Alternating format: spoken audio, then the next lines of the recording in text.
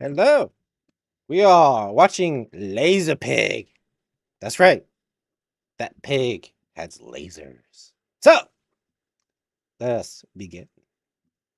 We're building battleships, folks. Remember those? We used to have them. Now we don't. Now I'm bringing them back. Yeah? Trump's bringing back battleships, folks. You love them. Gonna be gold. I love gold. People say to me all the time, Trump, what is best in life? And I say, Gold!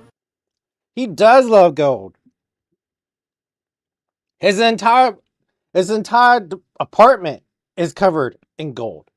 Gold chairs, gold table.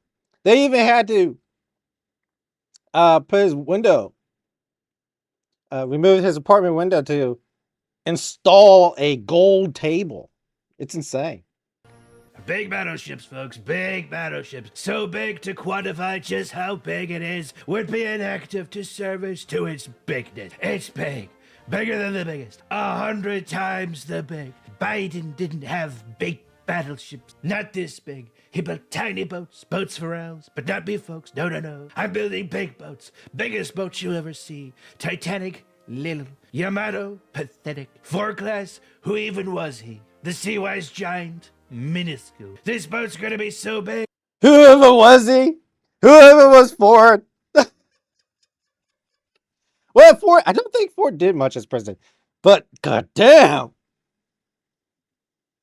let's watch that again. Little. Yamato, pathetic. Four class, who even was he? The sea-wise giant, minuscule. Minuscule. That is an oil tanker, guys. That is an oil tanker. That thing's massive. That's like the size of a state for you Americans, entire country for you Europeans. This boat's gonna be so big, China's gonna be looking at it and going, wow, that's a big boat. And it'll be called the Trump class because, as we all know, folks, I love everything big. I love big things. Apart from girls. Yeah, I don't know where to go with this.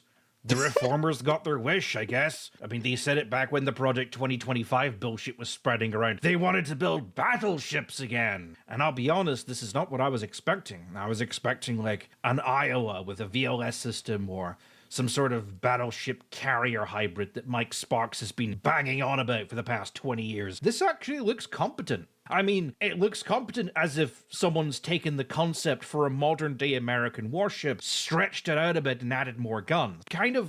Basically, yeah, because that totally looks like a destroyer or one of our trying to fix my camera here. Ooh. There.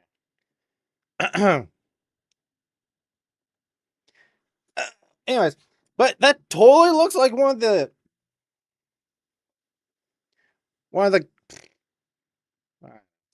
okay, there we go.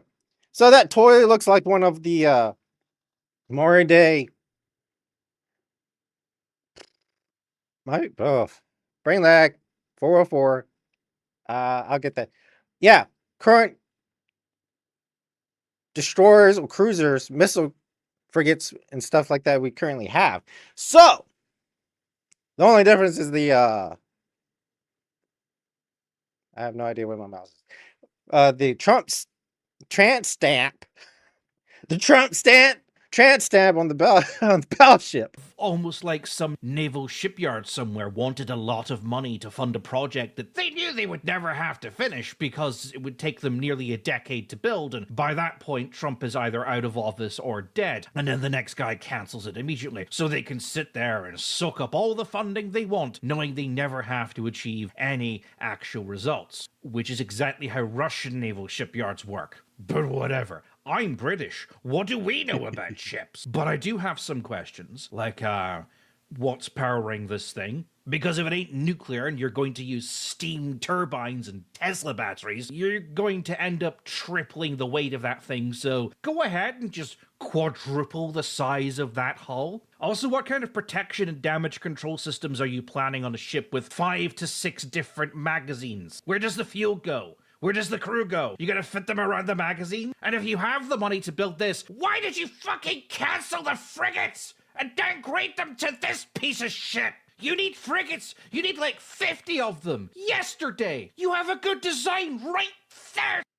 And guys, for those that are not maritime, a battleship requires a string of ships. Okay, it requires a plethora, a lot of ships to keep that sucker running, and it needs protection because it's mainly all guns.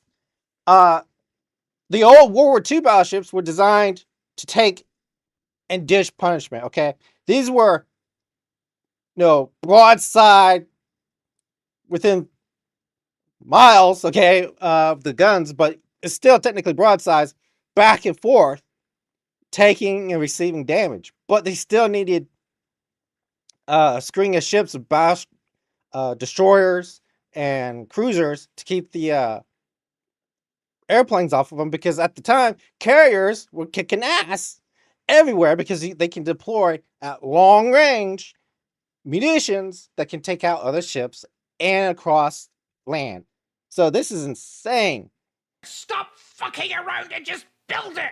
Of course, this is just an early concept, and as we all know, concepts rapidly change over time. So I asked Pete Hagspress' favorite advisor, Gemini, the large language model AI from Google, to generate a picture of what the final product would look like. Ta-da! Coinbase. It's Coinbase, everybody. It's Coinbase.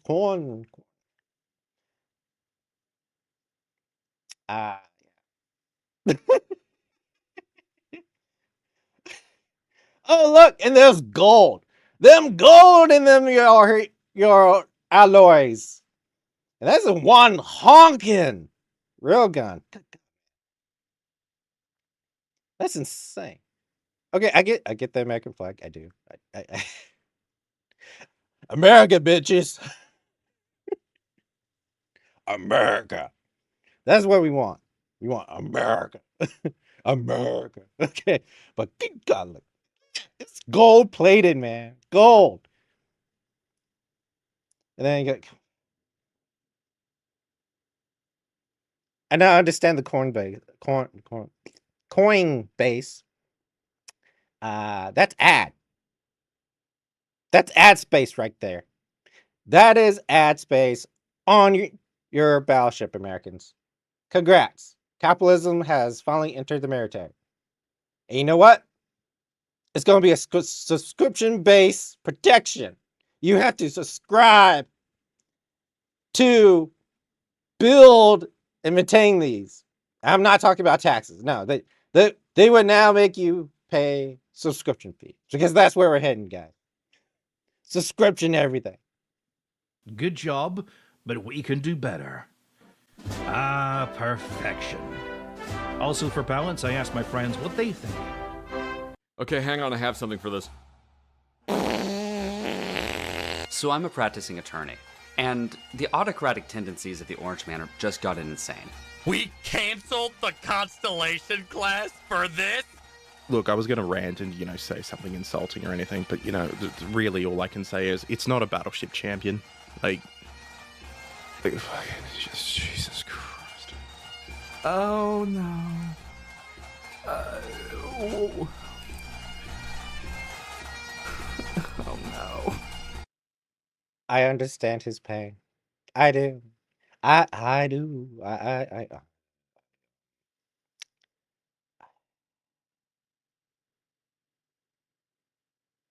Yeah. Pain. Pain. Oh, you want my opinion? Okay, here's my opinion. Do it. Please, Donald, do it. I want to see this. He put his name on It's like watching Nike commercials. Do it, Donald. Do it. Just do it.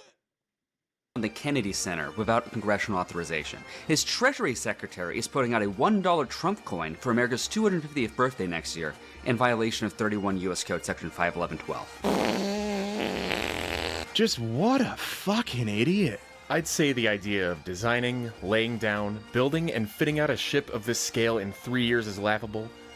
But this will just be another example of Trump dumping millions of taxpayer dollars into a plaything of his.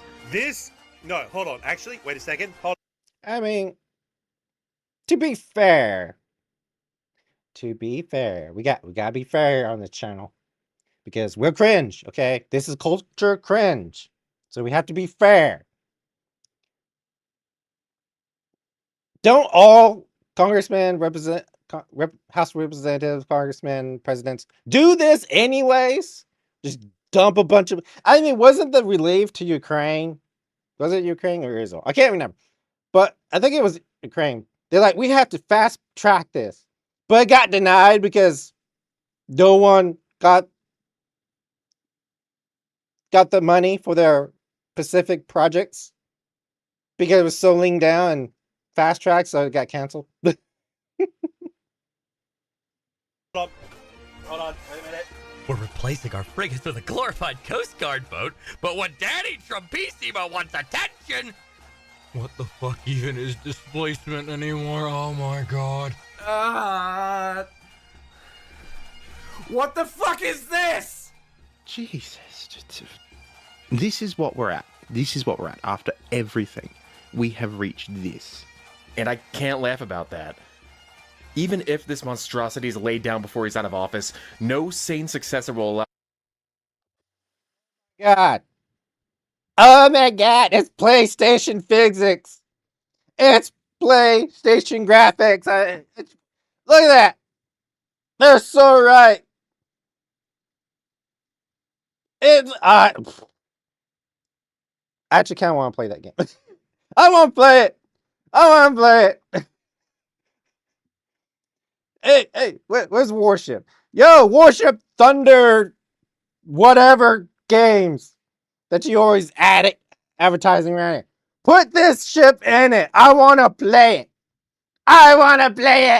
it. Give me Donald Trump's tramp stamp. I like how they had the word ass. But sure. Ass for mass. It's just mass for his ass. The continued existence of an idea this stupid. Now he's giving the troops a bonus, paid for by their own housing subsidy, and making a class of battleships named after himself, which we don't even need. Wait a minute. Okay, I've got my popcorn now. Okay, to get on a soapbox here. We don't need a battleship.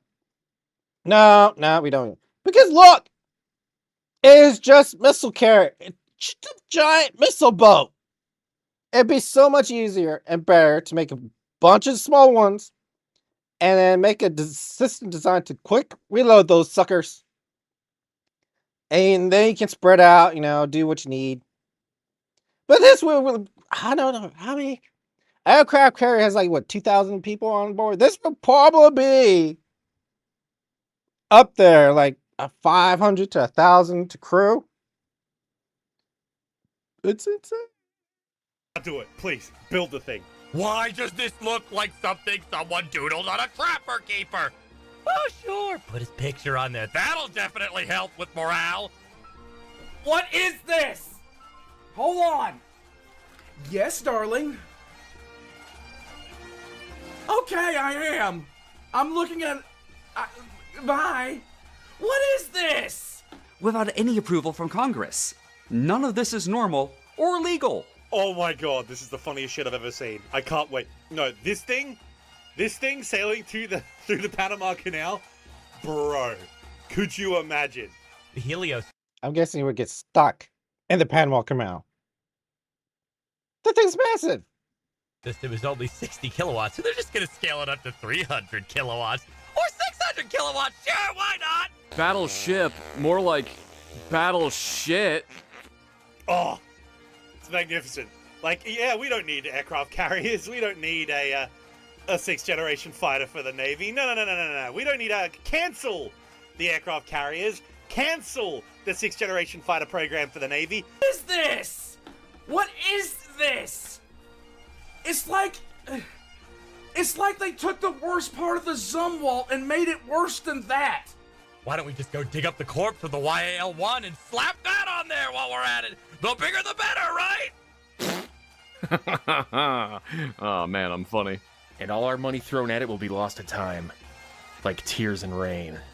This thing looks like a North Korean modern art masterpiece. No wonder aliens don't speak to us. I wouldn't want to speak to us either. I'd nuke us from orbit. I think he has a point on that. I mean, let's be real. If aliens made themselves known, we would either ask them for sex or to kill them. There's only two options in that. There's no peace. Peace is not an option when we come to aliens. It's either reproduction or death. That's not me. That's just humans. Of course, we can put a railgun on it. That sounds cool. We canceled our research into them, but we can just buy them from Japan, right? It's like a kid with Roblox.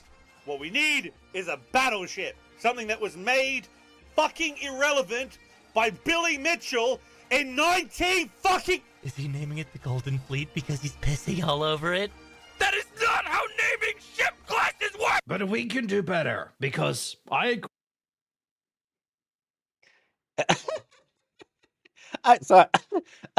Oh man, I broke out laughing. agree with my good friend History of Everything. This is not a battleship. So, Mr. President, using the powers of AI, which I have coerced into giving me a response that I want through clever wordplay, I propose to you, by combining all of the greatest warships from British history into one single great, powerful, the most powerful battleship ever known to man. Behold the HMS Laserpig. I will take no questions.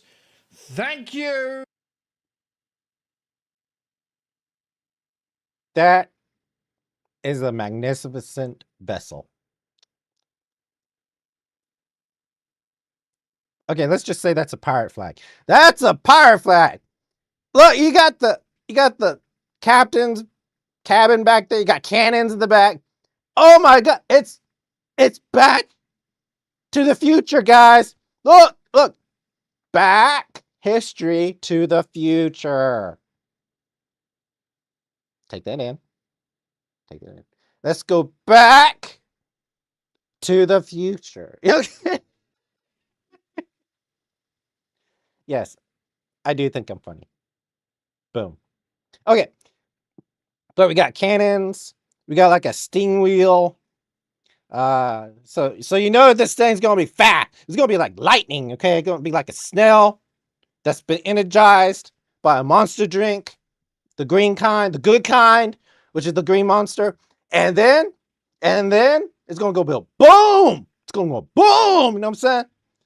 And we got steam pot. We got the cannons. I love the cannons. Got broadsides. Got the radar dishes. Some AA here. It's wood. There's wood in the back. I mean, if you're like facing the enemy all the time, I guess. Oh god. And good night. So that is our laser pig. So please, if you like them, just like that, and subscribe to his channel if you like him. Remember, if you don't, he'll probably use his lasers to destroy you or heat up your popcorn. One of the two. All right, what do we got? All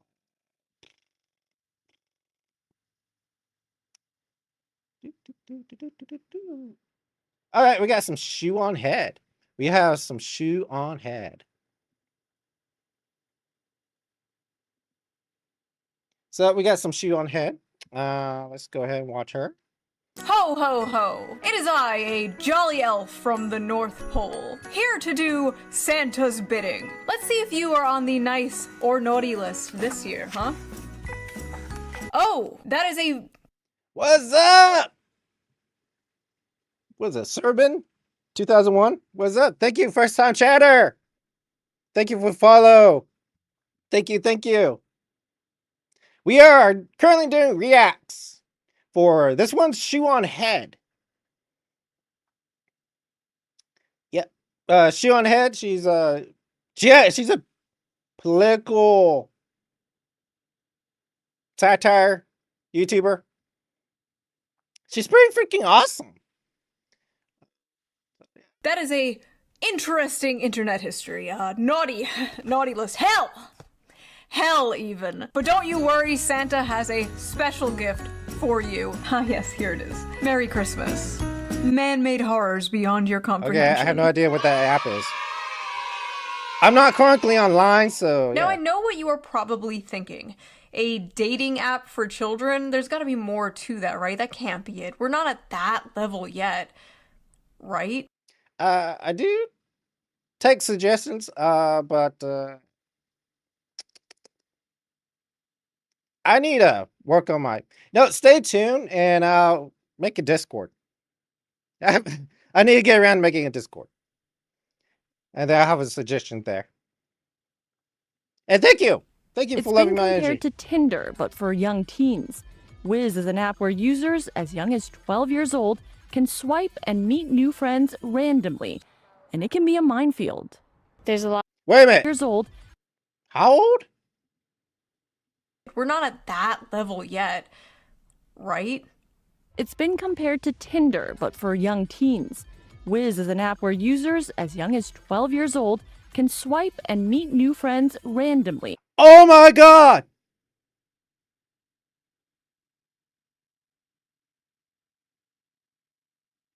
Oh my god! 12 years old! 12 years It can be a old! minefield. There's a lot of like weird people on there. They like to ask for nudes. The Canadian Centre for Child Protection says it has received more than 180 reports about Wiz in the last year and a half. So I did a little research and found that Wiz is actually a lot worse than people think it is. And it's also not the first or the last of its kind. In fact, there are shockingly many dating apps for kids out there, or friendship apps, as they like to call themselves. So in this video, we are going to talk about the friendship. rising disturbing trend Open, of close these quote. friendship apps. And then we're going to actually look at what is happening inside these Thank you, Shu. friendship apps. I actually posted about this on Twitter the other day, and people were like bamboozled that this was actually a real thing. I follow Shu, and she's so funny. Like, sometimes she'll just comment on something, and it just blows my mind. Like, how did you find this? I don't. Oh my god! Oh my god! My Oshi got recognized by her senpai. Oh my god. Oh, that's Amalia. No, I'm sorry. That's Smug Alana. If you don't know her, go check her out. She's amazing. She's been like covering Shu for a long time. She's like one of the OG that started reacting to her. And yeah. She just got recognized by her Oshi, by her senpai, our honorary VTuber. She want head, people. I don't find it. It finds me. There is so much insanity happening on the news every single day. I try to bring you guys the craziest stories, but honestly, it gets hard to keep up. Thankfully, I have an app for that. So before we get into this deep dive, let's quickly give a shout out to today's sponsor. You all know it, you all love it, Ground News.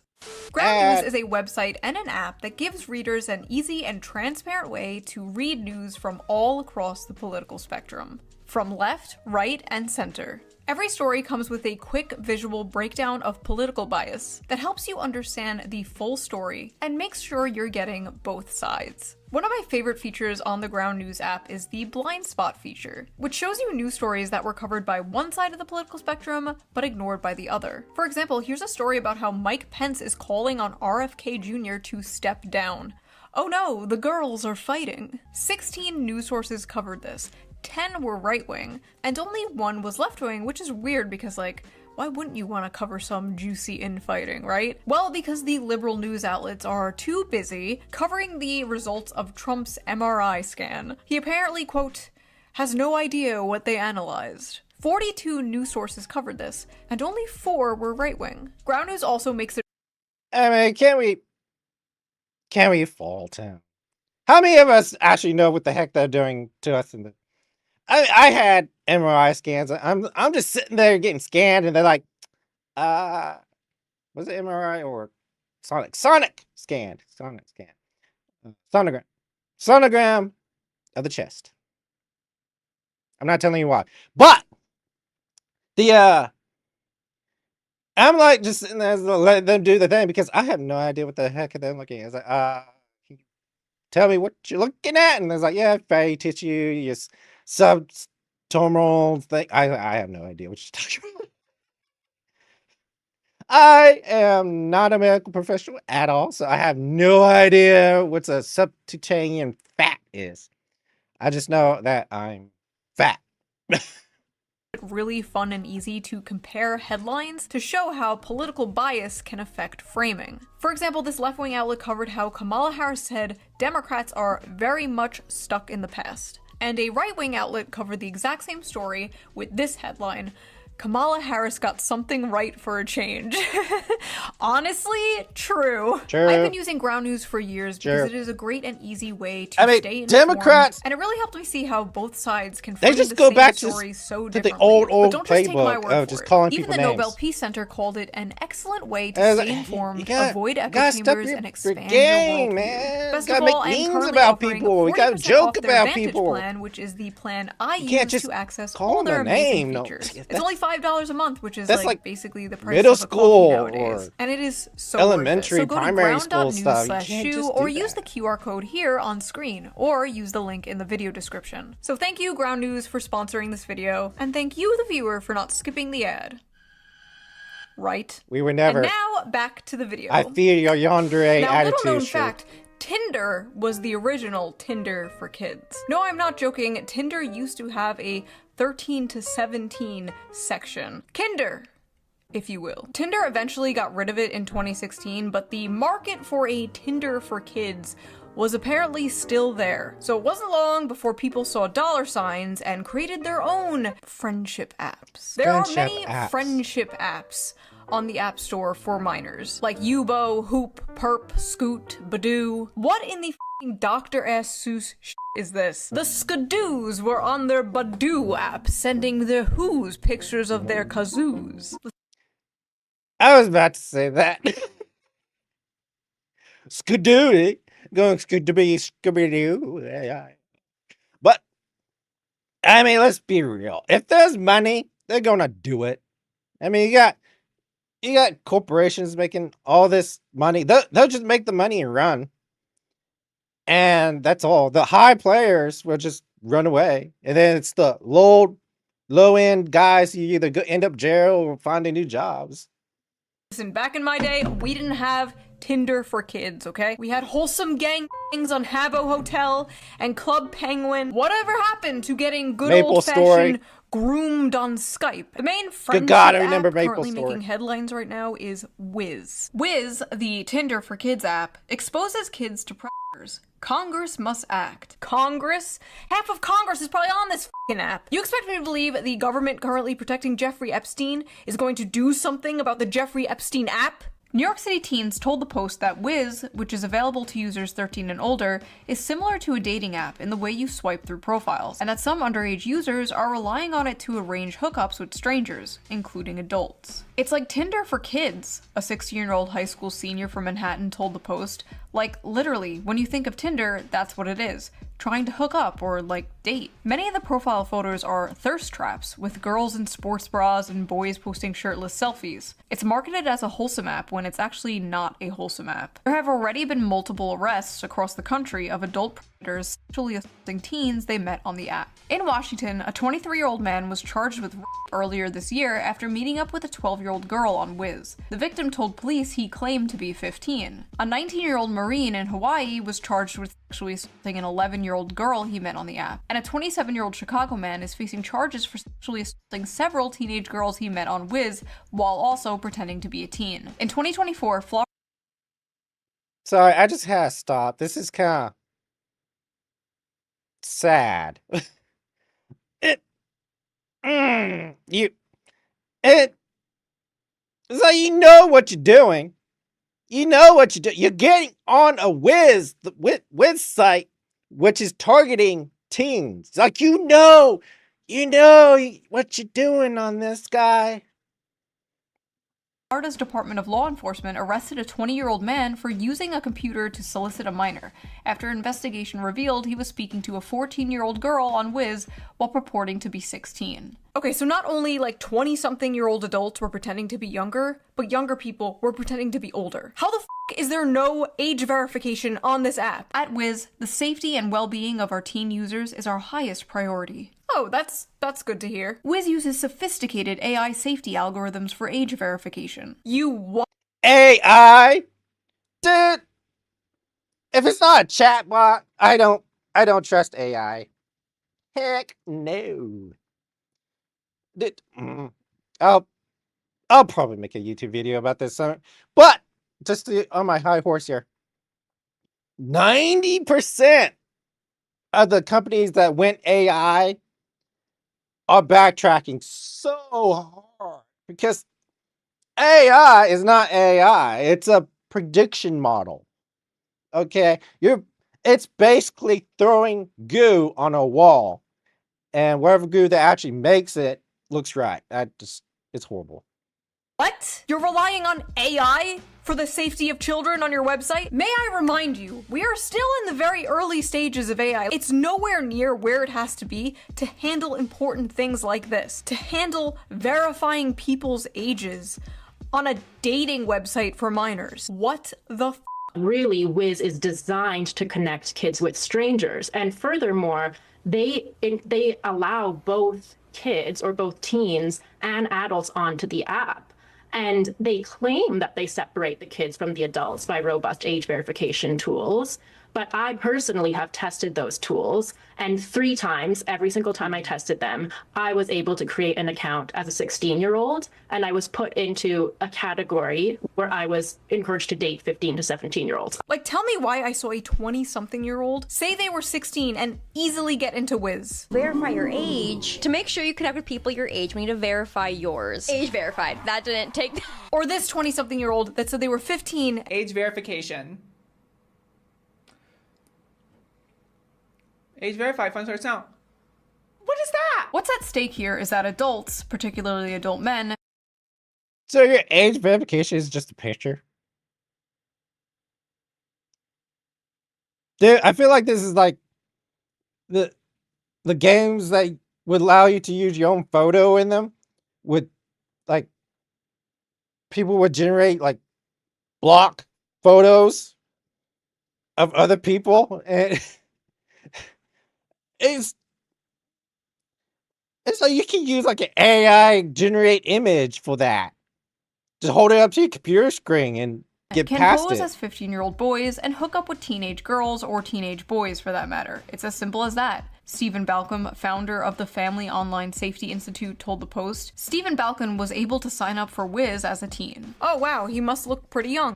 Oh no. It's honestly just incredible to me that this idea was pitched to people like Tinder for kids, and nobody in that boardroom immediately got up and punched that guy in the head. This idea should have never been spoken into the world. This is a curse upon our lands. The CEO should be trapped inside of a crystal for 1,000 years. So who are the geniuses behind Wiz? Let's take a look. Oh, it's just a bunch of nerds. I don't know what I was expecting, honestly. Okay, so the CEO, Thomas Don...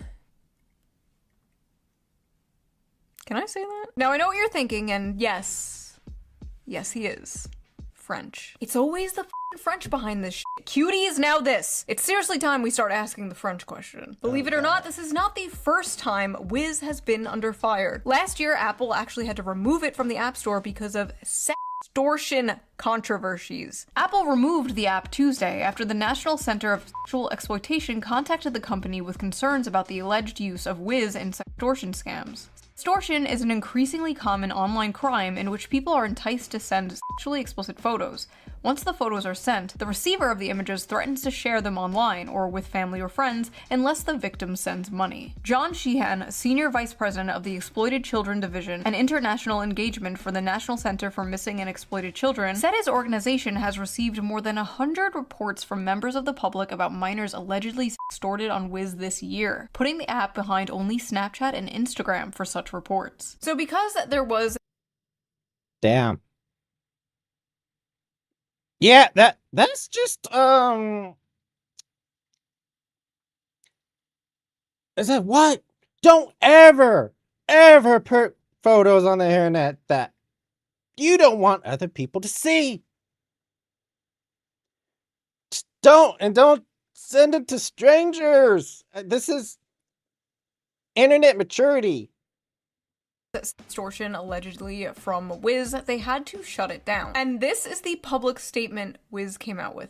Are you ready for this? Hey there, just wanted to drop in with a quick heads up. Wiz is currently taking a break from the app stores due to a technical hiccup. We're working super hard to get everything sorted out and back to normal ASAP. Here's the deal. If you uninstall Wiz during this time, you won't be able to re-download it until we're back up and running in the App Store. So we recommend hanging tight. We're really sorry for any inconvenience this may cause. We appreciate your patience and support. Stay tuned for the update, and in the meantime, keep enjoying Wiz. Thanks for being part of our Wiz family. Oopsie poopsie, we still will fuck you wucky.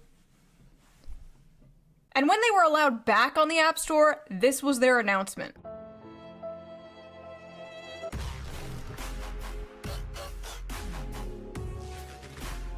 Imagine, if you will, getting banned. For that reason alone, I would ban the butts off of social media platforms. Off of Google and playlists. I would just ban them. Because at that point, they're just marking you. Because then they like, went from, we don't know what we're doing to, yeah, we knew and we got it over you. So I would be like, infinite ban, 9 billion year ban. Off the App Store because of controversies surrounding extortion of minors. And then being like, we're back, bitches!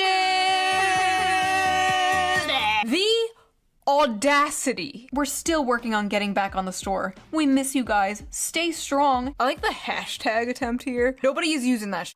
It sounds like a rapper. Free my homie Lil Wiz. He ain't done nothing. Okay, so what exactly is on this app? Well, I am about to show you. I will be getting these screen caps from other videos about this topic because there is no fucking way I am downloading any of these apps onto my device, okay? I am on way too many lists already. Anyway, here are some examples of some profiles on these friendship apps. Back on here, I guess, 510 16, don't send, hit me up. I'm a good listener. Don't be dry. Don't send. LOL. I don't send. Friendly 304. Older girls are on top. 15. Look at the little Roblox icon. I don't send, so don't try. I don't send. Don't ask. So if you are not aware what these people mean when they say don't send, they are saying they do not send private photos. May I remind you that this is an app marketed towards minors. And why in hell? Okay, in hell, would you have to put that on your bio picture? That is so wrong. That they have to feel you have to put that in your picture. Yeah, that app needs to be burned. Burned in hell. These minors feel the need to put in their profiles that they do not send nudes to strangers. That is how prevalent that is on this app. They feel like they have to go out of their way to say they don't do it. This one literally has to say, I don't send, stop asking. Bro, what the Trades 17. I'll send 14. Wow, those are some interesting names they have there in Australia. How exotic. My shit big, by the way. 16 years old. No Bill Cosby shit, but if bitches sleeping on me, then I'm a fuck 'em. What? Hit me up if you are a girl that plays variety games, listens to music, and has a decent amount of beauty, so I can actually appreciate you. I don't date gays or blacks. Teen mom, if you have a prob, keep swiping. 14. I like it in the back door. Violet, 15. Pull up for and smoking. Bring me a nick though. DM to rate eggplant. Oh man, I sure love friendship apps. My favorite activity to do with the homies, with the bros, rating each other's dicks. Friendship. I don't send. You should obsess over me. 15. It's wrong. If you're a sub and a masochist, text me now. Be my yandere. Be my psychopath. Someone please come collect your Anime nerd. daughter. Oh my god. 6'3", football. Text me with Riz. I have a whimper audio, so ask to see. Holy shit, someone please come collect your son! Where are the freaks at? 15 years old asking where the freaks are at. Sir, I do not doubt at all. Several freaks are viewing your profile. Rate me 1 out of 10. Middle school, about to be 13. They have their age set to 17, but they're actually 13, so again, great job. These state-of-the-art AI technology at work here. ChatGPT says I'm 24 years old without makeup. My 34-year-old haggard ass. I'm sorry, old haggard ass. GPT says I'm 24 years old. And is she like 30? Something? 24 years old without makeup. My 34-year-old haggard ass. I'm sorry if— Okay. To be fair, I would not have recognized Shu without her eye wings.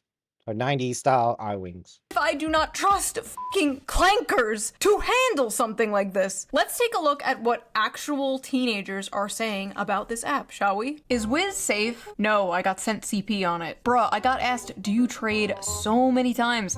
Most people on there are horny for real. Got way too many PP pics from people. No, literally at this point, Wiz has become a child-friendly Tinder. The things I saw were horrifying. 15-year-olds posting videos of themselves twerking, 14-year-olds calling themselves bottoms, 13-year-olds putting shit in their bios like, I'll send if you send. My sister is using a dating app for teens called Wiz, and honestly I find it really unhealthy. She spends a lot of time talking to guys she barely knows. The worst part is, my mom does nothing about it. I've been punished for way less, but my sister never gets any real consequences. I'm just trying to protect her, but she thinks I'm against her, and I'm really scared that one day this could end badly. Older— What the hell? Parents!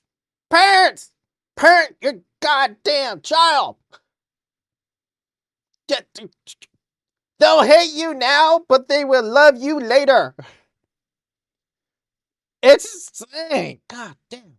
Brother, please protect your sister. She may hate you in the moment, but she will thank you in the future. Oh my god, and the fact that his mom doesn't care.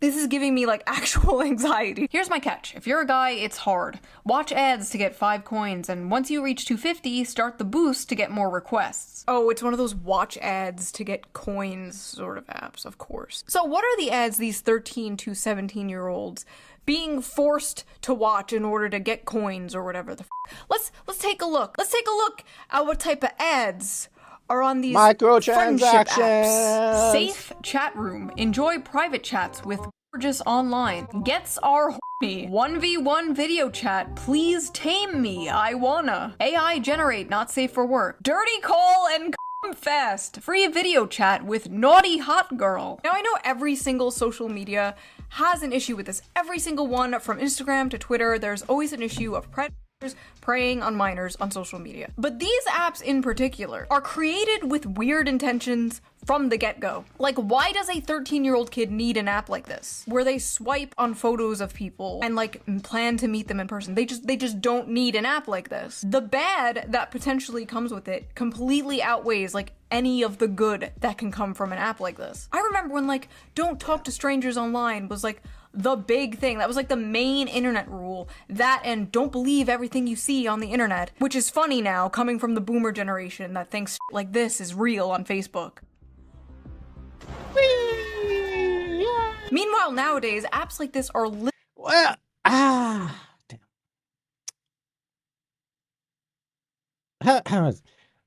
You could tell if something was fake.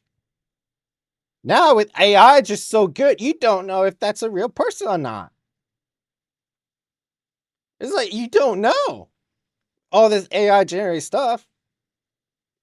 And now companies are mainstreaming the AI generated in their own ad commercials.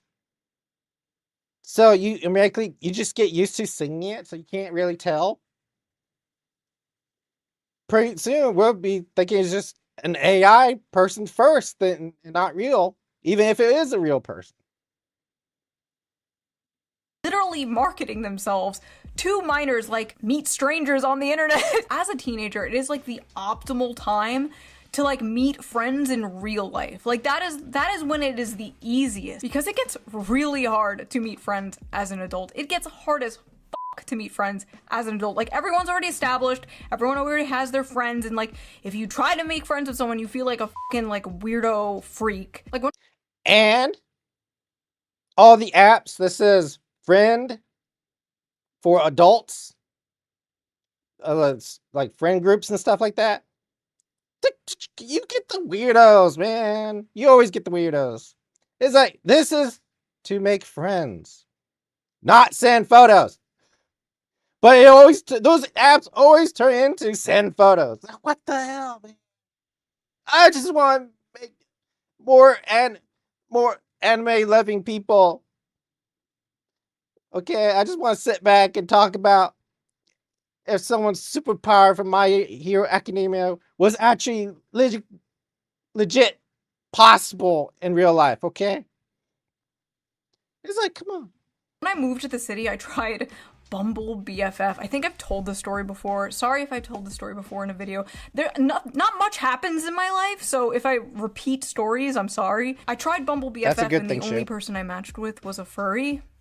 Anyway, my point is, I don't think 13-year-old, 14-year-old, 15-year-old, whatever, they shouldn't be meeting strangers off the internet. Like, at the very least, what these apps are doing are normalizing hookup culture. Basically grooming them into hookup culture, one of the most toxic aspects of modern society, in my opinion. But these companies do not care. These companies don't care because at the end of the day, they are making a profit. It's not surprising at all that a lot of these apps showed up during COVID, during lockdowns, when many teenagers and kids were really lonely. Like I said before, the app is apparently full of ads, freaky ass ads. And you can buy like all this extra stuff on the app. There's like in-app purchases. There's like the fucking burger bundle, whatever the hell that is. I like how this is so blatantly like a French person's idea of like, this is like a French person's idea of like marketing to the United States.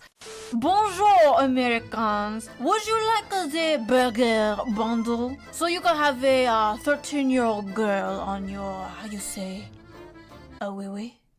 One of the biggest issues, though, besides the good God. Oh, that was insane.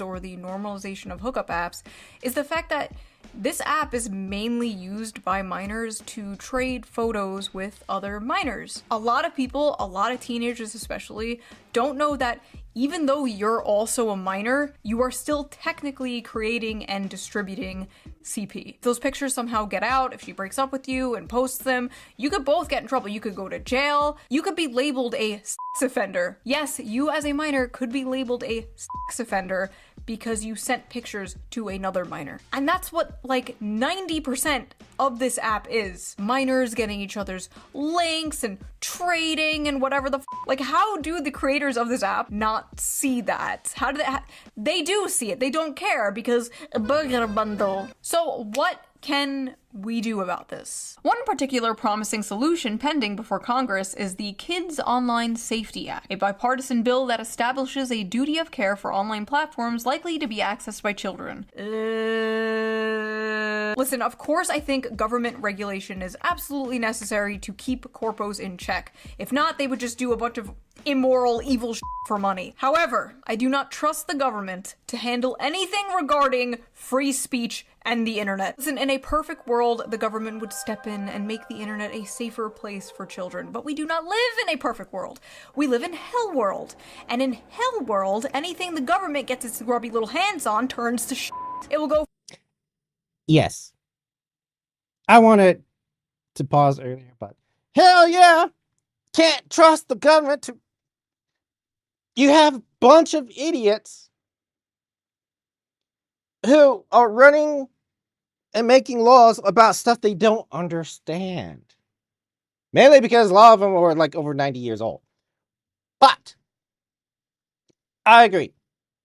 You don't have the government in charge. In fact, what you do, at least from what I've learned, is you have government oversight. You make the corporations responsible. You see, they're doing this because the CEOs, the chief executives, can't get away with it. If you start putting these people in jail and fining them personally, then they won't do it. Because what CEO wants to be in jail? And if they're out of the country, I'm not sure. Maybe you can get extradition, act them or something. I don't know. Haven't thought that far. From we're just protecting kids to we're just protecting adults from bad opinions. It will go from sorry little Timmy, you can't watch fat booty Latinas in Space 12 to sorry grown ass man, you can't post that opinion about Israel. But I don't know, you need. I mean, they already tried that. Was it the last election? They were like, it's misinformation. We gotta protect people from misinformation. Nah. A government ID to buy alcohol or weed online. Why shouldn't you also need a government ID to watch porn or access apps like this? I don't really know. I kind of like go back and forth on my opinion of stuff like this. I don't really have a fleshed out opinion of this yet. My husband has not given me my opinion of this yet. All I know is it is ultimately the parent's job to monitor what their kids are doing online. But in my opinion, something like this shouldn't even exist in the first place. Like imagine, yeah, we created meth for kids. You as a parent, you know, you keep your kids away, but you know, the meth for kids is here. You know, if they want it, if they want to buy it, like, no. Also, like, the parents are giving their kids iPads right out of the f***ing womb, dude. These little motherfuckers can't read. Australia is actually enforcing the first social media ban for kids under 16. These are the platforms being banned in Australia: Facebook, Instagram, TikTok, Snapchat, X, YouTube, Reddit, Threads, Kick, Twitch. And these are the ones that are still allowed: Steam, WhatsApp, Messenger, YouTube Kids, Pinterest, GitHub, Google Classroom, Lego Play, Roblox, and Discord. I'm sorry, stop. You want to protect children, and you didn't ban Discord? Also, wow, I almost forgot. Roblox is also trying to become a dating website. Roblox, the game mostly used by children. I feel like kids are in such a rush to be adults today more than ever. I think because like social media and influencers. Oh my god, apparently the most popular jobs for children that they want to be when they grow up are like streamer and like YouTuber. We're so cooked, dude. I swear to god, if my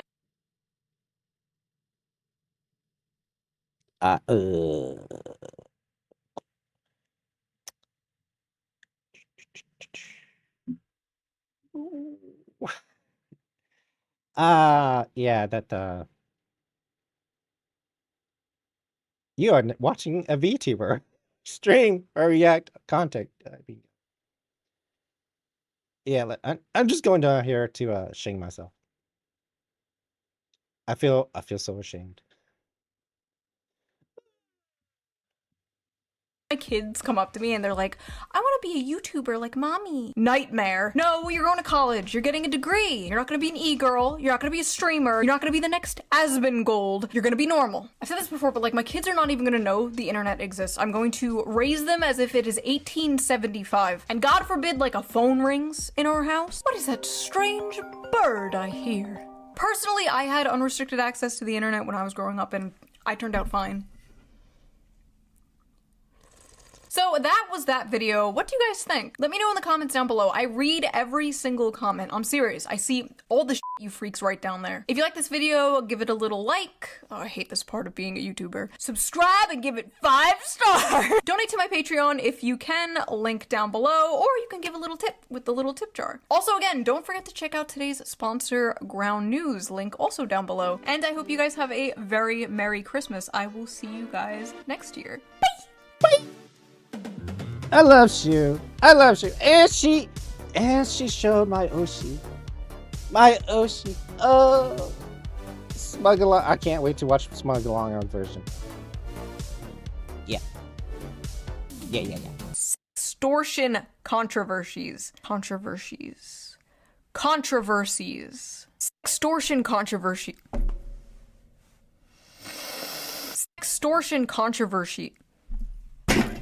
Extortion controversies. Got it. All right. There's absolutely nothing. Like and subscribe if you like my commentary. And because this is probably on YouTube right now. But I do live stream on Twitch. So come check me out on Twitch. I will work on getting a Discord. Not for these reasons, but so people can suggest videos and stuff. Hang on, computer malfunction.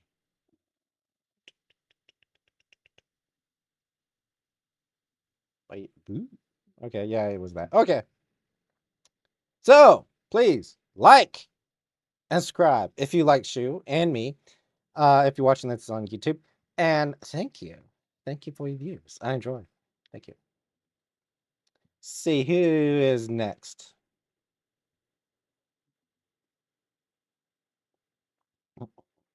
Let's go back to Laser Pig.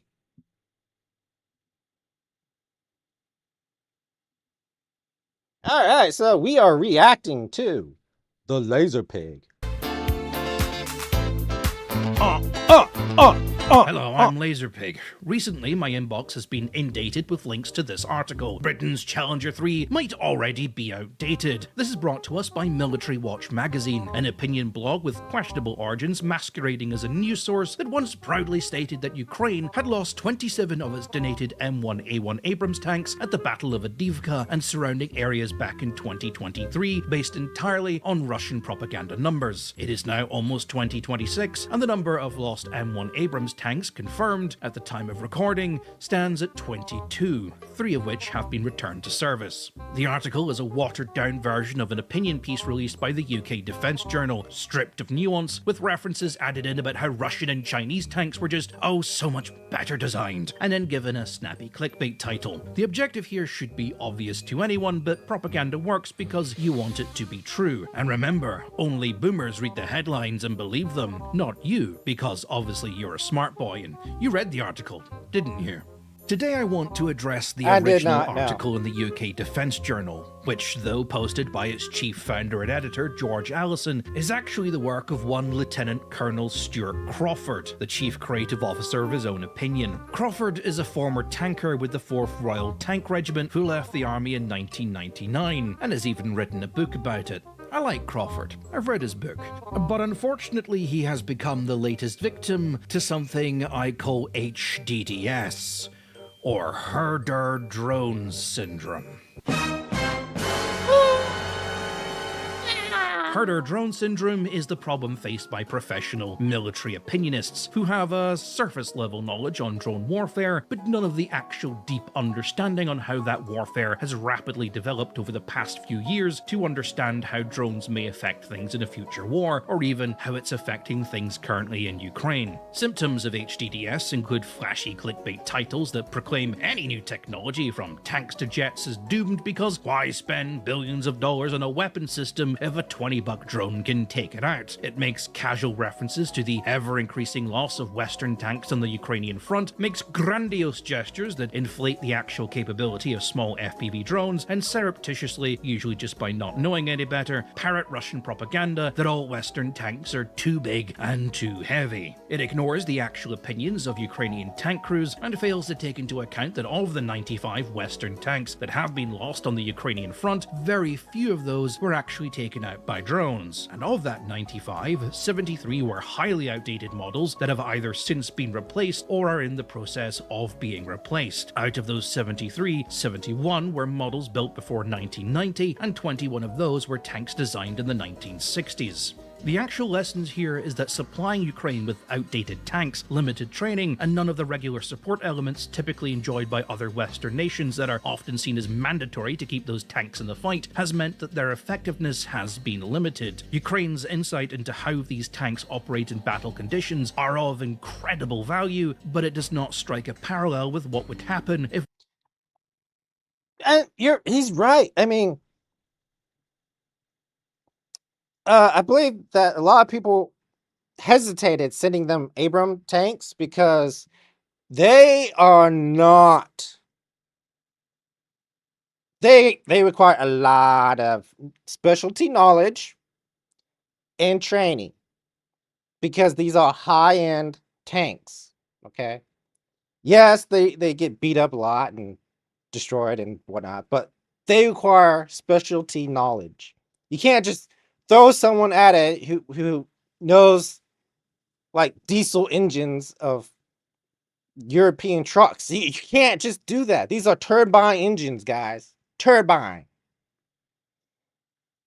And just like any piece of military equipment, you need a system behind it. That's why a lot of times when someone is talking about a weapon or something, they say it's a weapon system, because you also have to take into account the back end support, and such as armament, fueling, driving, rearming. So you got a lot. But all the news and headlines is about how the drones are doing so much damage for let's be real. These aren't $20 drones. These are like $200, $500 drones, okay? But still way cheaper than $1 million to maybe $1 billion weapon system. So, of course, it's all the news. So that's what everyone's believing, that drones are taking everyone out. But that's just the latest technology showing everybody, news.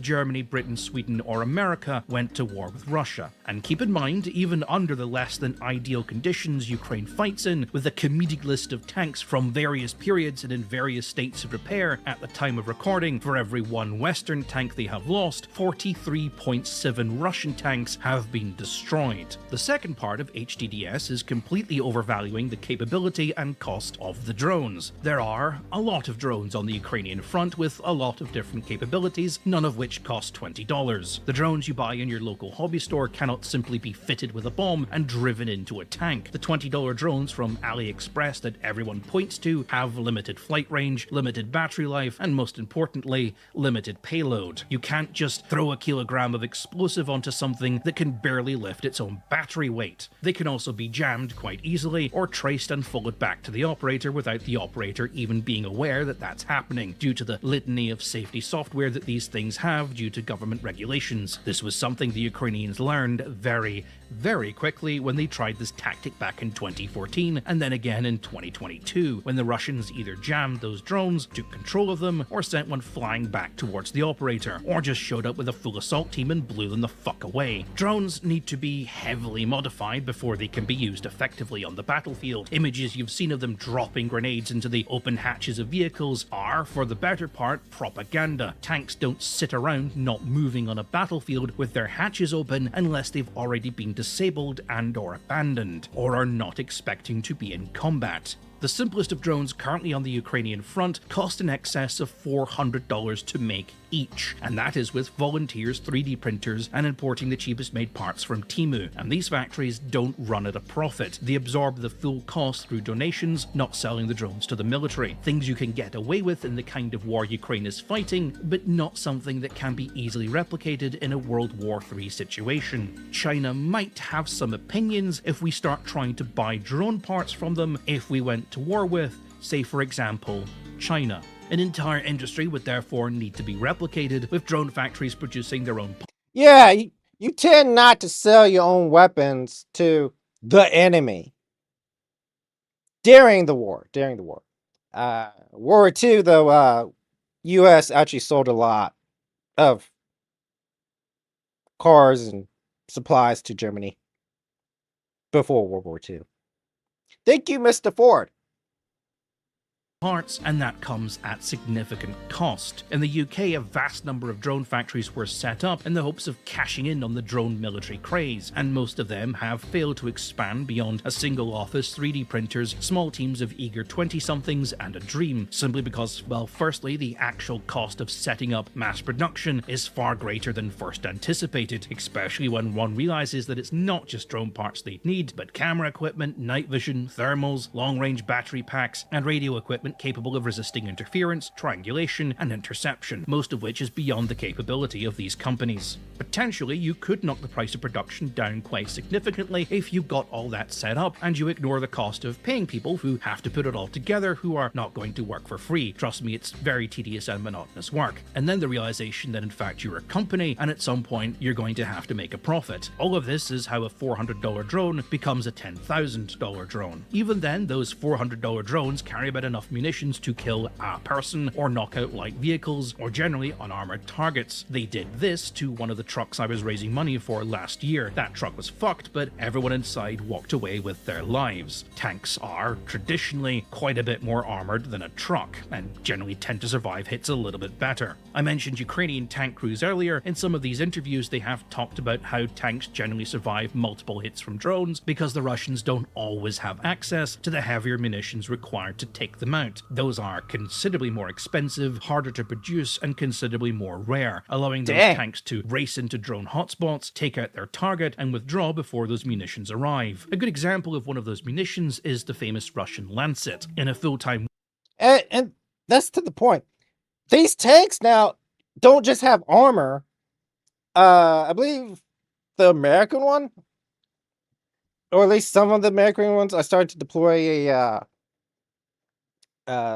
this is all reading military tech articles and stuff.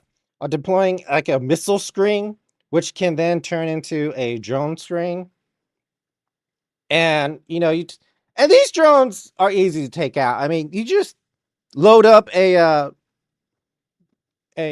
airsoft gun and pop, pop, pop, pop, pop. The drone's gone before it has a chance to track onto the tank anyways. So unless you're coming at a tank with a swarm of these things, like 50 to 100, it's not going to do much. Especially once they start bringing up these AA systems and switch them from missiles to drone defense. So, so you have 40 to 100 drones that are probably, like he said, about $10,000 each coming at you. It's not going to be worth it. War economy, one of these costs around $20,000 to manufacture, or to put that in perspective, the cost of 5 artillery shells. This is of course assuming Russia is telling the truth when it gives these numbers up and aren't just calculating the cost of materials and not including labor, setup, or the cost of the launcher. The thing about the Lancet is it's a drone in name only. It's technically a loitering munition which have been around for quite some time. Every country has been developing them for the past 10 years and some of those were given to Ukraine. China has even produced a tank which fires them, much to the delight of this article's author. This is not unusual. Future developments of both the Leopard and the Challenger series will have loitering munition capability, and it was a prime feature of the KF-51 Panther. The Switchblade, currently in use by both the US and the Ukrainian army, costs around $60,000 per unit, with the more dedicated anti-tank version costing somewhere in the region of $100,000 per unit. Hi, mid-production and quite drunk Laserpig here. So I'm editing this next part out because I kind of went off on this bizarre long tangent about the technical differences between the Switchblade and the Lancet because for some reason we still live in a world where people who comment on the defense industry still do not understand that there might be a difference in quality between a $20,000 drone built cheaply out of off-the-shelf parts mostly imported from China and a $60,000 drone built by a company that used to build unmanned spy planes for the CIA back in the 1980s. The NASA Pathfinder project, an autonomous solar aircraft that could fly without having to refuel, started life in the 1980s as a CIA Black Ops project to build a flyover drone aircraft that could shoot down incoming missiles. It was canned by Bill Clinton and declassified in 1983. Go NASA.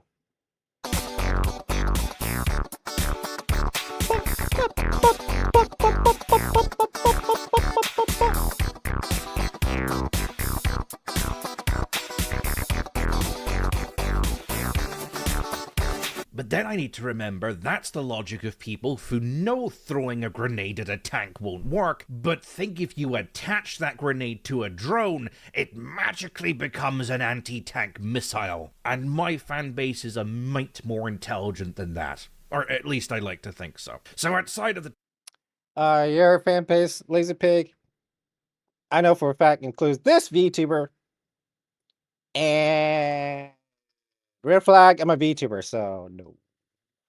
technical specifications, what the Switchblade can do over the Lancet in terms of self-scouting, camera quality, stealthiness, general precision versus moving targets, is irrelevant in the current context of trying to prove that cheap drones have made tanks obsolete, which is presumably what this video was at one point about when I sat down to write it, and is now, well, it's this. What you need to know is the Switchblade can be carried by one soldier in a backpack, thrown on the ground and then fired like a mortar within seconds. It's got infrared as standard, it can do a whole bunch of really clever things like guide other Switchblades onto targets or coordinate with other drones and have multiple Switchblades hit multiple different targets simultaneously, you know, to lower the chances of your enemy going, "Oh no, a drone!" and then doing something really wild like taking cover. The Lancet does none of that. It's basically just a TV missile on a catapult. I mean, it's still an effective weapon, and we'll get onto that, but the reason Ukraine is able to get in with the tanks, do the job, and then get out before those things show up is because the Lancet is a very clumsy weapon. It requires a truck to move it around, it's quite large, it's quite heavy, it needs two people to set it up, and all of that takes time, and you are vulnerable that entire time you're doing this. You're vulnerable to drones spotting you, you're vulnerable to artillery, and you're just tempting the high Mars of fate. And there is some evidence that Ukrainian troops have been deliberately spooking the Russians by showing up with Western tanks in order to attract those weapons into an area that they're watching in order to kill the operators while they're trying to set these weapons up. To try and alleviate this, Russia has developed these good-to-go multi-launch systems. But again, that needs fixing onto a vehicle, and then you're just adding more complexity to the cost. And I think this, among many other things, Dang. All that for a $20,000 drone. Or, I can't remember the exact cost, but it's cheap. So you're actually spending more money for the cheaper drone. This is why you can't, when you look at reviews and stuff, you can't, yeah, it may be a cheaper price, but if the quality's crap, you're just buying one after the other when you just end up paying $1,000 for a hammer that a low quality when you can just spend $120 on a good hammer. I'm just making these numbers up, but yes, it's is a good example of the constantly spiraling costs of running a weapons project like this. Any weapon system you develop, regardless of how cheaply, is going to be up against a constant war between offense and defense. Your cheap weapon is going to be super effective at first when no one is expecting it and have no ways to defend against it, that as they develop new systems or techniques or tactics against this cheap weapon, then that system is going to gradually become less effective over time, and therefore must evolve to remain potent. The Lancet has gone through multiple versions, each time trying to increase its lethality or counter the defenses Ukraine has developed specifically against it, and I'll go on to some of those later. But needless to say, that means the Lancet, though it is estimated at costing roughly $20,000 to manufacture via various Russian reports, it was offered at export at $32,000 back when it was only seeing use in Syria, and now it's no longer offered for export, and that $20,000 number has never been updated as the weapon has grown in complexity. Hi, slightly more sober mid-production Laserpig here. A slight correction on the cost. I'm going to keep referring to the Lancet as a $20,000 drone because to change that I'd have to re-record the entire video, and this is meant to be a short, quick video, and I'm not re-recording the whole fucking thing. It keeps making mid. You're damn, dude, just increasing the video here. Know how much it actually costs. The only source for the Lancet's cost is a Reuters article, which is quoting what I think is the original export cost of about 3 million rubles, which is $37,000 at the time of recording based on current exchange rates. The only claim for it ever being $20,000 is the Wikipedia article, and that information was added on an account which has now been banned from Wikipedia. As far as I'm aware, it's just never been noticed and corrected. Meaning it has more than likely now matched the Switchblade in terms of cost. You see this again with those cheap $400 drones. A year ago they cost $300 each, but every iteration they need to fly faster, carry bigger payloads, be more durable, so this is kind of my whole shtick against the whole cheap drone argument. Arrows will still kill you, and they are much cheaper than bullets, but their effectiveness on the battlefield might be limited by certain other factors. Rant over, video continue. Now sure, even at the higher end of that, 100k is a far cry away from the millions it would cost to produce one tank, but the reality is we don't actually know how effective, or indeed ineffective, the Lancet has been against tanks. Statistics for the Lancet come primarily from the website lostarmor.info, a Russian website set up to discredit Oryx, which exclusively documents Ukrainian losses and has been accused of labeling Russian losses as Ukrainian ones. In fairness, this might not be the website owner's fault. They did start documenting Russian losses, but were slapped down by the Russian courts for doing so. And they do try to provide sources for each claim, but if you check for sources on its claim numbers, it simply directs you to an endless unorganized page of comments where random users submit footage gathered from Telegram channels, including Russian propaganda ones. Unlike Oryx, there is no verification or way to independently verify each claim outside of wading through hundreds of hours of comments, allowing falsehoods to hide among the noise, made even harder by the sheer amount of decoys Ukraine has deployed and the almost impossibility to tell most of those decoys from the real thing through the grainy images we are presented. This is problematic because, well, Russia has been hyping up the premise of the Lancet to the extreme. In 2023, I mean, isn't that the point of the decoy, to make it impossible to tell that it's not the real thing? So yeah, that tracks.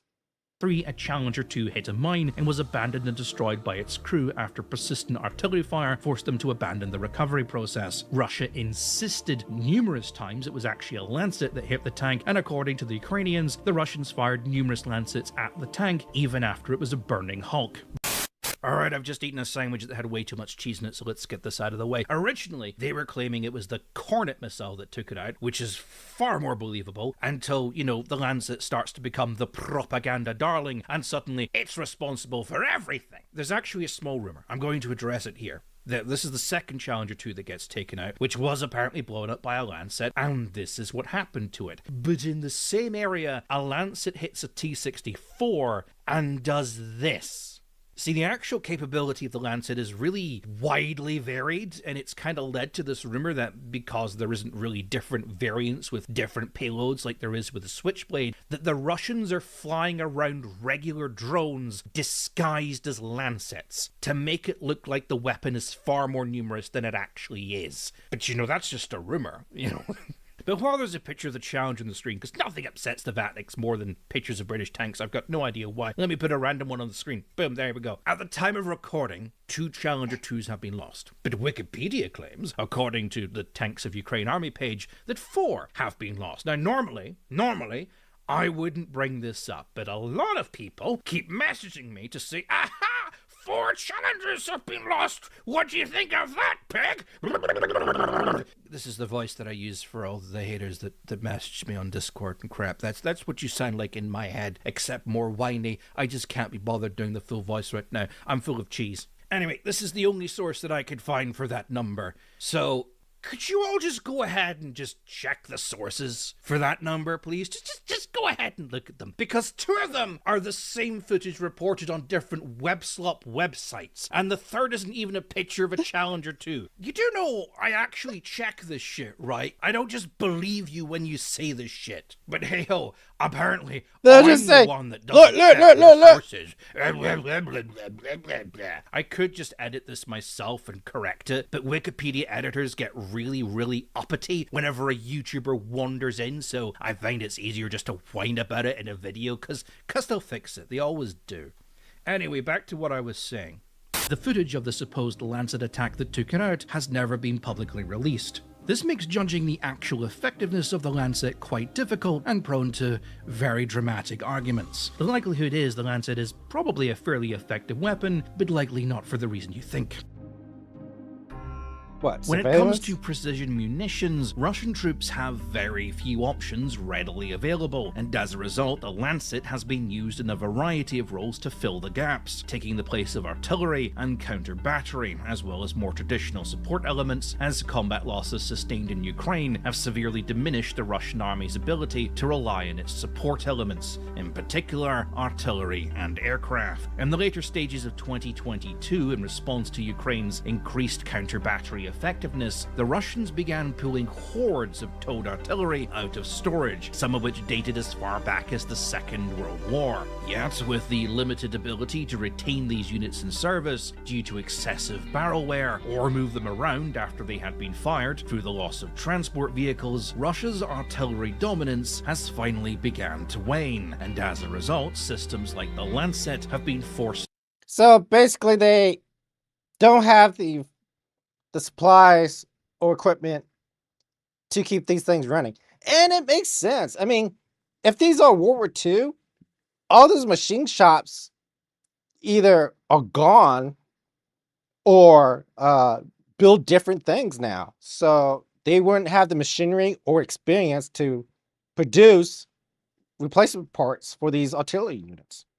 Into this role. The irony here being that a $20,000 drone system is now doing the work of an artillery shell, which the Russians once bragged they could make for under $1,500. At no point has the author questioned that the reason drones are so numerous in Ukraine is that both sides are potentially lacking the equipment that would have traditionally performed that job and are falling back onto cheaply made drones to fill the gap, or that perhaps it's other things that are being outdated. This, of course, all bleeds into HDDS's third part. The third part of HDDS is, of course, quite simply forgetting all the work done into anti-drone technology over the past few years. For any argument about how drones have suddenly made everything obsolete, you have to firstly just ignore any developments into anti-drone warfare that have also taken place. You have to ignore that in spite of the existence of heavy drone-based munitions that can take out tanks, Ukraine still uses tanks. Quite a lot. And there are reasons for this, and I mentioned one of those reasons earlier. Lancets, regardless of how effective they actually are, can be countered quite easily. At their heart, they are basically just self-propelled TV missiles, and they are susceptible to the same jamming techniques used against drones. They can be intercepted by FPV drones quite easily, and Ukraine has developed a cottage industry of FPV drones specifically designed to take down Lancets. Where these drones are not available, Ukraine has found the best solution to fight against Lancets and Shaheeds from bombing cities is an old World War II propeller plane with a machine gun on the back. Hi, me again. Okay, so it's not actually a World War II plane, it's a Yak-52. It's an old Soviet acrobatic plane built in Romania during the 1970s. But I mean, just look at the damn thing. I mean, come on! But they have found that the most effective defense is to simply put... I just think it's funny that the old propeller planes are coming back. Was it America is coming out with it's like the A-10 Warthog. I think they're trying to replace that with a propeller plane for more close-in support. I don't know why. I guess because it can fly lower and steady at lower speeds. Tend to be prop planes. I don't know. But it's funny that they're bringing these back. I guess it just shows not even in fashion, old becomes new again. A big cage around the target. The so-called Culp cages, which Russia threw up in a desperate defense against the first wave of Ukrainian drone attacks, for all the hilarity they have caused, have proven to be quite effective. Russia was forced to introduce a newer, more updated version of the Lancet, which contained additional sensors and tandem warheads, but the cost of this new unit has never been publicly revealed, and its effectiveness remains mired in the questionable logic of propaganda. However, what has been revealed is Ukraine has the ability to track these new units of Lancet Lancets quite easily. Because jamming equipment is now so prevalent, it requires forces on both sides operating drones to cycle through frequencies trying to find one that isn't jammed. I'll get onto that in a bit since it is quite important and another thing sufferers of HDDS are ignoring. In the first days Lancets were being used en masse, the Russians would be forced to stop jamming the frequency that the Lancet was being used in. The Ukrainians would simply cycle through frequencies, find the one that wasn't being jammed, and then jam it themselves, causing the Lancets to just fall out of the sky. In a response, the Russians are now forced to turn off their jamming systems when firing a Lancet to prevent the Ukrainians from figuring out the frequency. This not only makes them exceedingly vulnerable to Ukrainian return fire, it also pre-warns the Ukrainians that Lancets are on the way when all Russian jamming equipment suddenly turns off. Equipment which does exist to prevent things like this, which every tech bro knows about and is probably screaming at the screen in defiance over, is expensive, and therefore not something you find on a $400 drone, or a weapon that's designed to be cheap like the Lancet or the Shaheed. Jammers are of course not as sophisticated as you might think. At the end of the day, they are just things that scream very loudly in a certain frequency, blocking that frequency from being used by anything else nearby. They require a lot of power and can typically only scream in one frequency, or at best a narrow band of similar frequencies, hence why so many of them have multiple aerials. Russia's Cope sheds, for again all the hilarity their appearance made, are covered in these jamming stations, allowing these mobile bunker things that Russia proudly calls the Beast to block drones at a wide radius over a long range of frequencies. The idea behind them that these so-called Beasts move ahead of the assault, blocking drones for the advancing units behind. The effectiveness of this has been questionable. Now you might think the best defense against this is to simply have the drone change frequencies, and you'd be right, but changing frequencies isn't as easy as pressing a button or changing a dial. In fact, in many cases the aerial assembly has to be completely ripped off and replaced with one with a newer frequency, hence why a lot of drones, such as the ones I helped build with Richard, are shipped without an aerial, allowing the receiving unit to add their own as needed. Yeah, because it has to match, right? Kind of like Bluetooth. If your device has a Bluetooth frequency, then you yourself have to have a Bluetooth frequency on the other side. But if that frequency of your intended Bluetooth receiver, it says like 5.2 is not 5.1, it's not going to match because they're totally different. So you would definitely have to change out the frequency on both sides of the signal. Hopefully I made that sense. So basically, imagine a pole. On one side, you have you, who has one frequency, and then on the other pole, on the other side of the pole, is your device. To get a frequency match so they can talk to each other, you have to change the frequency of both sides, your side and their side, which is what he said you would have to change the board itself.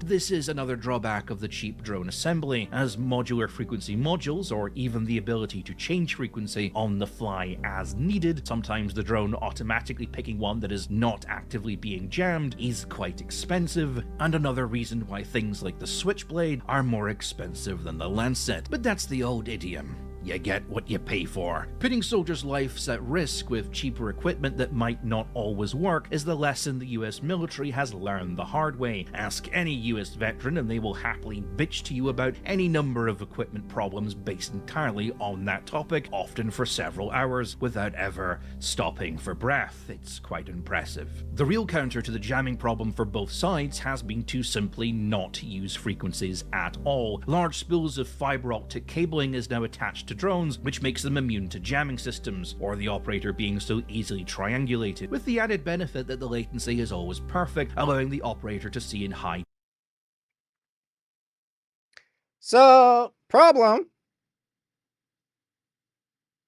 Your advancing infantry will get stuck in these.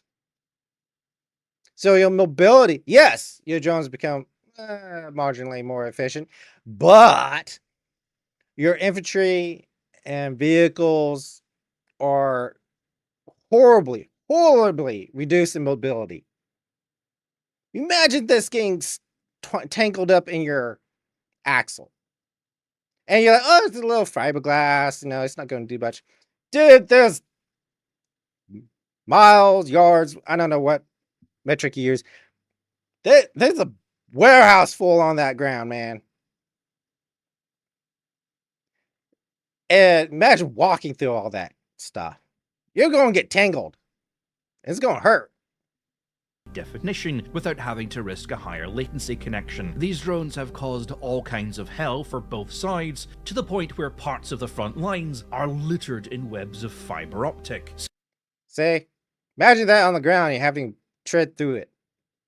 It's going, oh man, it's going to suck. So far, Ukraine's best defense against them has been barbed wire, sometimes attached to a motor, which causes it to spin, entangling the fiber optic cabling of those drones passing overhead and causing it to snap. However, the best defense against those drones simply remains a big cage. On the front lines of both sides, supply routes are now covered in large arc structures, a Coop cage supreme, if you will, that prevent drones attacking convoys and supply trucks, and both sides will typically spend days or often weeks trying to find holes or discreetly make holes in these nets, and then have several drones lie in wait across the road, ambushing any vehicles they find. This has led to Ukraine up-armoring everything from medevac to supply trucks in order to minimize the damage caused by these ambush drones, in much the same way US and British forces in Iraq were forced to up-armor their patrol vehicles owing to the threat of IEDs. Of course, Ukraine constantly stating that you need to up-armor everything to make it harder for drones to take you out is of course ignored by sufferers of HDDS, because if they acknowledge that, then how does making tanks lighter, faster and less armored make any sense? But if you're trying to push the Russian propaganda narrative that Western tanks are too big and too heavy, then this is a part of reality that you have to ignore. Of course, Ukraine's best counter to drones remains, and has surprisingly remained, old radar-guided anti-air systems from the Cold War. Because of the way they are designed, drones have a relatively high radar cross-section for their size. Modern-day stealth fighters, despite being hundreds of times bigger, actually have smaller radar cross-sections than modern-day drones, meaning they can be easily picked up by radar systems. Mobile anti-air systems like the Gepard have proven exceedingly effective at taking them down, meaning to avoid systems like this, drones have to fly low to the ground, which makes finding targets considerably harder. And when you're operating wild weasel attacks with drones, you have limited battery life to play with, and by the time you've gotten to a target area, you're more than likely to just take the first target of opportunity you see, as opposed to try and hunt for the bigger fish and risk your battery going flat, which means the guy standing out in the open gets the $400 drone to the face, but the tank camouflaged in the forest next to him gets a free pass. This is of course just on the Ukrainian front, where funds are limited and results are needed immediately. In countries not affected by this war, which includes every country in the world outside of Russia and Ukraine, funding and time for testing is in ample supply. Electronic warfare systems have proven quite effective against things like drone swarms, but EW systems are expensive and hard to explain, so let's skip all that and talk about lasers.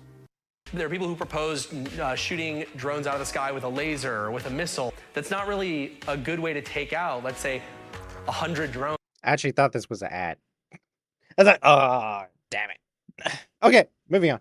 That are attacking you from all different directions. Every country in the world now seems to be building lasers, and it's easy to see why. Lasers have been a thing for generations, but up until now, we've just never really had a use for them that wasn't more practical than the thing we were already doing. Now we do. For mere pennies a shot, a laser can hit a drone with, well, laser accuracy and take it down. These systems are not as expensive to build as you might think and cost pennies per shot. Rumors are that some of these systems have seen testing in Ukraine. Where these systems fit into our current doctrine is still being written, and where these things are now technologically will be considerably different in a few years' time. Ultimately, these weapons will need mounting onto something, and why can't that something be a tank? Laser tanks are finally here. The ultimate irony here is that a 2-penny laser is shooting down a $20,000 drone, which is doing the job of a $1,500 artillery shell, and this is being described by people who write for prestigious military news blogs as a cost-saving initiative because herder drone. This gets picked up by WebSlop and then posted to the website, subreddit, or Discord that you get your news from as a gotcha moment by people who have only read the title. But the nuance behind the emerging front of drone warfare might be a little bit more complicated than these idiots like to proclaim. But as history has shown, every technological advancement ever made, from handheld launchers to aircraft to missiles to smart bombs, has all been heralded by these same idiots as the death of the tank.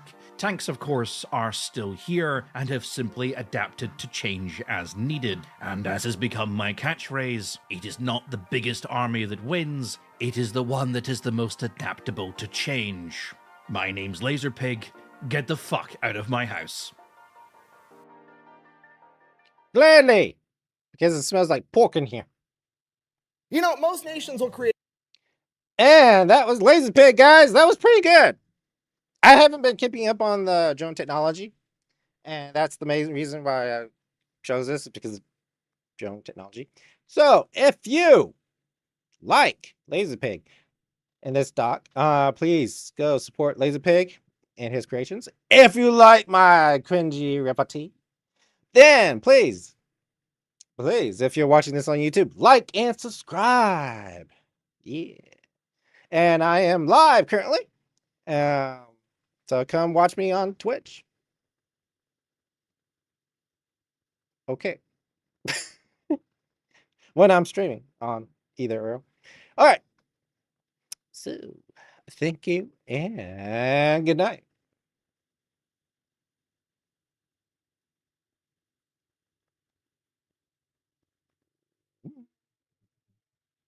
All right, so if you're watching me on the Twitch and other sites, I'm going to take a break, and I'll be back. Unfortunately, I can't put up a BRB because I plan on playing a game, and because of RAM issues, I have to turn everything off, turn on the game, and turn it all back on again. So, I will see you later.